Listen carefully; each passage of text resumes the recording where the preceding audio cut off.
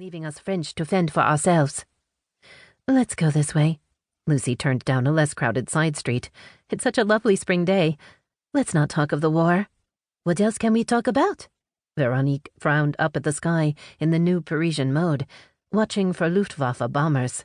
At the intersection ahead, a blue-caped policeman carrying a rifle, still a jarring sight, checked a young man's identity card. I wonder if he's a German spy, Veronique whispered, her green eyes enormous. I heard a parachutist landed in the Tuileries yesterday. Lucie smiled at her friend. If every report of a parachutist were true, the Germans would outnumber the French in Paris. We mustn't be disheartened by rumors. In the next block, a middle-aged couple in expensive suits barked orders at servants who loaded a fancy automobile with boxes. Marie-Claude brushed past, forcing the wife to step to the side. Bourgeois beasts. Lucie's mouth went tight.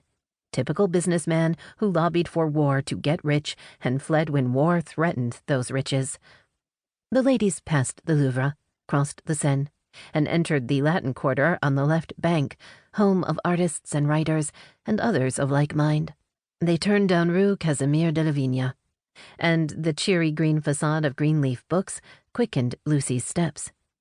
She'd always thought a street named after a French poet was a lovely location for a bookstore. We'll see you upstairs. Veronique blew Lucie a kiss. Lucie blew a kiss back and entered the English-language bookstore, a home for American and British and French literati since Hal and Irma Greenblatt founded it after the Great War.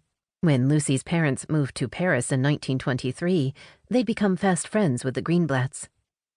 Bernadette Martel, the store assistant, stood behind the cash register, and Lucie greeted her. Hello, Lucie.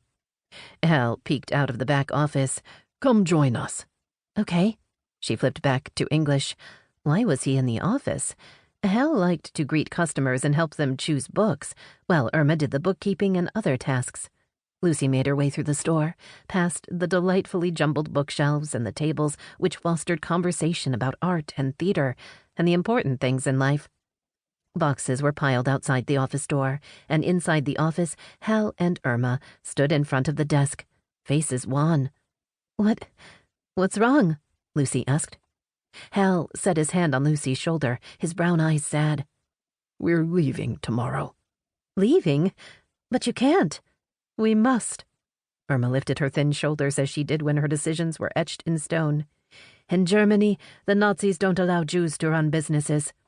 I doubt it'll be different here. They won't come to Paris. Lucie gestured to the north, where French soldiers lined the Somme and Aisne rivers. Besides, you're American citizens. They won't do anything to you. Our country is neutral. We can't take any chances, Irma said. We're going to Bordeaux and sailing home. You should come too. Lucie had already told them she'd never leave. But as a Christian, she could afford to remain in Paris, come what may. She could never forgive herself if she persuaded the Greenblatts to stay, and they ended up impoverished. Or worse. An ache grew in her chest, but she gave them an understanding look. You're taking the SS Washington. Irma stepped behind the desk and opened a drawer. If we can. Hush, Irma. Don't worry the girl. If you can? Lucie glanced back and forth between the couple. We don't have money for the passage. Irma pulled out folders. It's tied up in the store. Lucie's hand rolled around the strap of her ballet bag. You can sell the store, right? Hal chuckled and ran his hand through black hair threaded with silver. Who would buy it? All the British and American expatriates are fleeing. What will you do?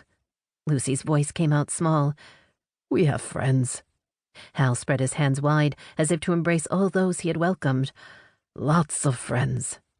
Irma thumped a stack of folders on the desk. I refuse to beg. Hal dropped Lucie a wink. He'd beg his friends. What if those friends didn't have the means or the heart to help? What if the Germans did conquer France, including Bordeaux? A shiver ran through her. Lucie couldn't let anything happen to them, not when she had both the means and the heart. I'll give you the money. What? Irma's gaze skewered her. We can't take your money. Why not? She entreated Hal with her eyes, as if she were 13 again, and asking him to dip into the allowance from her parents for new point shoes. I'm practically family. I lived with you for 3 years. Because of you, I could...